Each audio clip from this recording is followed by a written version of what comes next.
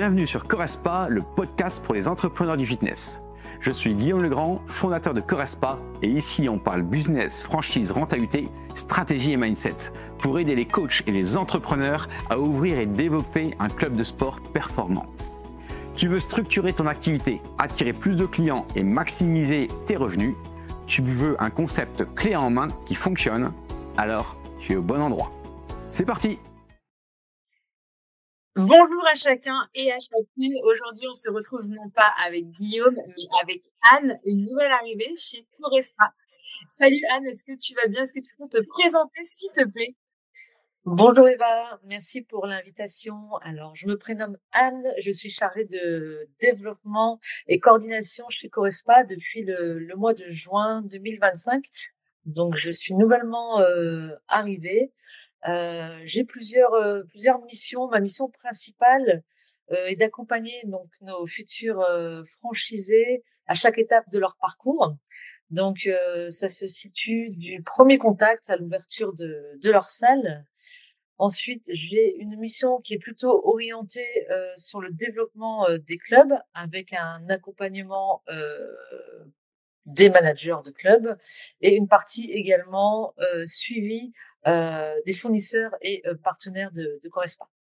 Eh bien, bienvenue Anne. Merci pour votre explication. Écoute, ça commence très bien. Aujourd'hui, on va parler recrutement et parcours du candidat. Je sais que toi, tu t'occupes particulièrement de la première étape, c'est-à-dire quand le candidat saute le pas et prend rendez-vous. Il prend un rendez-vous téléphonique avec toi. Et est-ce que tu peux nous dire à peu près comment se passe ce rendez-vous téléphonique? Qu'est-ce qui se dit et qu'est-ce qui fait surtout à la fin que tu te dis que cette personne-là peut m'appeler? Alors oui, exactement. Donc, je m'occupe de la première étape du parcours candidat. Mais effectivement, s'il y en a plusieurs, donc ça consiste en un échange téléphonique avec le candidat. Le but est de le préqualifier avant de passer sur la deuxième étape, qui est une visio. L'objectif est simple, donc c'est de faire connaissance et de comprendre l'intérêt qu'a le candidat pour la marque Correspa. Lors de cet échange téléphonique, nous allons échanger sur différents points, à savoir comment le candidat a découvert Correspa. Déjà par quel biais? Est-ce que c'est via les réseaux? Est-ce que c'est via Google? Est-ce que c'est via des recommandations? Donc ça peut être plusieurs points. D'accord. Ensuite, j'aborde un point concernant vraiment le concept Correspa, à savoir qu'est-ce qui l'a interpellé dans notre concept.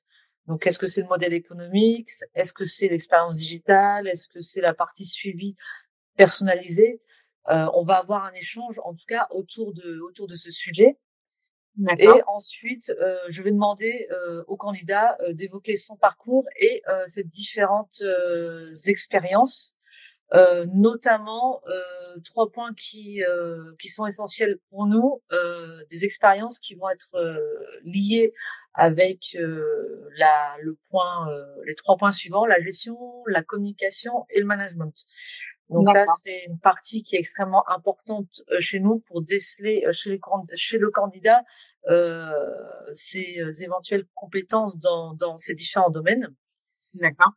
Ensuite, on essaie de se projeter ensemble sur son projet, c'est-à-dire sa vision. Est-ce qu'il a déjà en tête une zone géographique? Est-ce qu'il a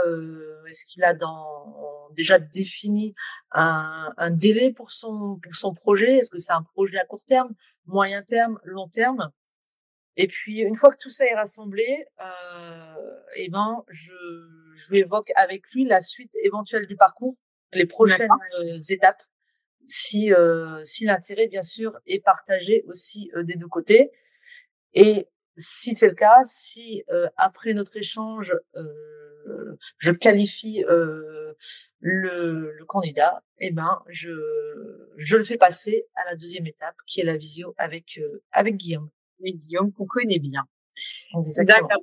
Mais c'est très clair, merci beaucoup. Alors, juste pour rappel, pour les personnes qui nous écoutent, aujourd'hui, tout le monde peut être candidat. Donc, que vous soyez un coach sportif qui a envie d'évoluer et de monter son club, ou alors même un entrepreneur qui décide d'investir dans un nouveau projet.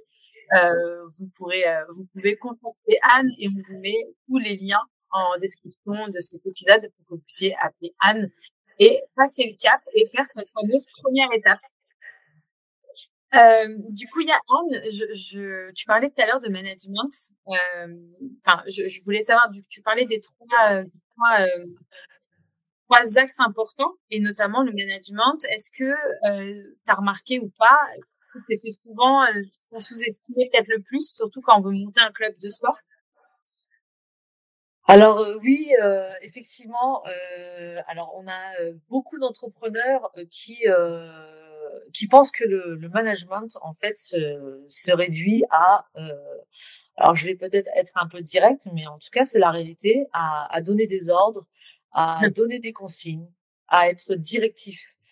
Mais le management, clairement c'est pas ça. C'est plus ça du tout.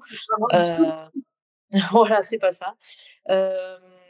Un bon manager, c'est une personne qui va faire évoluer, faire avancer son équipe, qui va transformer son équipe en la faisant grandir. Et par là, il faut pas donner des ordres, il faut pas être trop directif, sinon ça fonctionne pas. Donc comment on fait, quelle est la solution, en tout cas comment amener les choses pour aboutir à une performance d'équipe, pour avancer ensemble. Eh ben, c'est en déléguant, c'est en inspirant son équipe, c'est en responsabilisant, c'est en donnant un cadre clair et surtout, moi j'insiste beaucoup là-dessus, c'est en étant exemplaire. Si on n'est pas exemplaire, on n'y arrivera pas. Donc ça, c'est les points les plus importants, en tout cas dans le management, si on veut créer de la cohésion et souder son équipe. Et c'est vrai que quand je suis arrivée chez Corespa, une des premières choses que j'ai compris en côtoyant Guillaume et un peu les équipes, c'est le côté humain. Je trouve que c'est ce qui ressort énormément chez Corespa, c'est vraiment l'humain. Et c'est vrai que clairement le management, comme tu nous l'as décrit au début, ça fait très manager toxique. Et c'est pas du tout ce qui ressort de chez Corespa. Et du coup, ça, c'est quelque chose que tu arrives à voir dans les premiers échanges au final avec les candidats, ou c'est quelque chose que vous allez découvrir un peu plus tard? La partie management, effectivement. Alors après, on va avoir des profils où ça va être clairement écrit sur des CV, hein. Mais on peut sentir rapidement dès les premiers échanges des valeurs. On peut ressentir de l'énergie, on peut ressentir de l'ambition. On peut savoir si tout ça est aligné avec Corespa, mais des points comme le management va quand même se valider tout au long du parcours client. Maintenant, sentir qu'une personne, qu'un candidat est humain, on va le ressentir quand même assez vite de par sa sincérité et de par son authenticité aussi, si je puis dire. Bien sûr. Ok, c'est très clair et c'est très intéressant. Et du coup, c'est vrai que on pense pas forcément à tout ça quand on pense pas qu'il y a tout ça derrière justement ce premier appel et ce à quoi aussi on peut être confronté plus tard. Et du coup, je trouve ça hyper intéressant ce que tu nous racontes et comment tu détailles ton travail. Et du coup, est-ce qu'il y a des qualités que tu arrives à sentir dès le premier échange? Est-ce qu'il y a des qualités peu importe, ça peut être juste l'empathie, la sympathie. Enfin, est-ce qu'il y a des qualités que tu sens ou pas chez quelqu'un et qui te fait tilt tout de suite? Les qualités, oui, c'est ce que je disais tout à l'heure. On peut sentir chez les candidats qui sont vraiment intéressés par le projet. On peut sentir les qualités de sincérité. On peut sentir si une personne parle avec authenticité ou non. Comment? Eh ben parce que c'est une personne qui va poser des questions, c'est une personne qui va aussi chercher à comprendre le modèle. Elle va pas se contenter d'écouter, elle va avoir plutôt une écoute active. Elle va avoir un langage aussi assez simple. On passe aussi assez facilement lors des premiers échanges, par exemple, tu vois, par le tutoiement aussi. Ça permet aussi de déceler chez certaines personnes aussi leur façon leur façon d'être. Et en tout cas, c'est le savoir-être d'une personne, on peut le ressentir dès les premiers échanges, et on sent si effectivement on a un feeling déjà avec cette personne dès les premiers échanges. D'accord. Et oui, mais c'est très juste ce que tu dis. Je sais que, enfin moi, pour avoir beaucoup échangé avec Guillaume sur ce sujet, il m'a toujours dit que il allait aussi vers des personnes avec qui il avait envie de travailler. Et ça me rappelait même une phrase que j'avais entendue d'Alexandre Astier. Il disait qu'il travaillait plus avec des personnes s'il avait pas envie d'aller manger avec eux. Parce que si déjà tu n'arrives pas à tenir un repas avec ces personnes, pas de bosser avec ces personnes. Et du coup, ça me rappelait beaucoup à ce que Guillaume me disait. Et c'est vrai que ça passait aussi par le tutoiement. Il me disait, le premier échange, on vous voit, mais très vite, on passe au tutoiement. Et si la personne, elle n'est pas OK avec ça, c'est que déjà, on n'est pas sur la même longueur d'onde. Exactement. Tout à fait. Et alors, juste une toute petite dernière question. Est-ce que tu penses que la clé pour réussir, alors que ce soit dans l'entrepreneuriat sportif ou dans l'entrepreneuriat tout court, ou vraiment dans le fait de vouloir monter un projet, est-ce que tu penses que la clé c'est l'humilité ou alors c'est la capacité à apprendre? Parce que faut juste c'est vrai que quand on arrive sur Corespa et qu'on valide un peu notre parcours, il y a toute une formation de fait. Mais voilà, est-ce que c'est plutôt le côté humilité ou est-ce que c'est vraiment cette capacité à apprendre et à aller de l'avant finalement qui fait que c'est la clé de la réussite finalement? Je pense que c'est un duo qui va être là-dessus indissociable. Très clairement, quand on parle d'humilité, l'humilité seule, sans volonté d'apprendre, ça peut freiner. Et dans l'autre sens, à l'inverse, l'envie d'apprendre sans humilité peut vite se transformer en une forme d'arrogance, en fait. D'accord. On va dire que les franchisés qui aujourd'hui réussissent le mieux sont ceux qui vont accepter de suivre une méthode déjà éprouvée. Voilà, tout en mettant quand même leur personnalité dedans. Ça, c'est important aussi. Oui, bien sûr.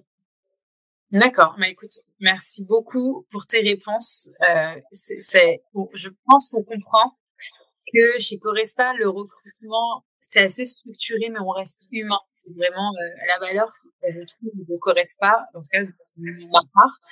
Et on voit aussi que on cherche pas juste des franchisés, on veut pas des personnes qui vont toutes se ressembler, mais qu'on veut des partenaires, et on veut des partenaires qui partagent notre vision.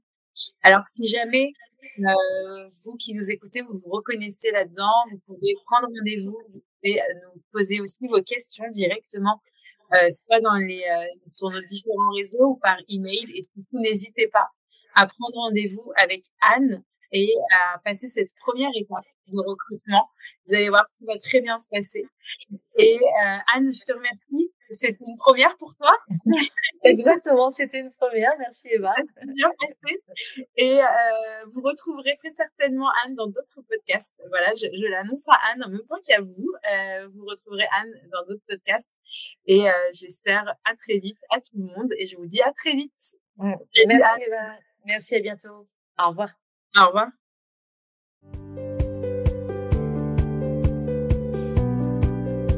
Corespa, c'est bien plus qu'un club de sport. C'est une opportunité pour réussir dans le secteur en tant qu'entrepreneur.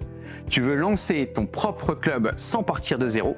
Tu veux un modèle éprouvé et un accompagnement pour réussir? Alors réserve un rendez-vous en visio sur mon agenda en ligne et parlons de ton projet. À très vite pour un nouvel épisode et d'ici là, passe à l'action!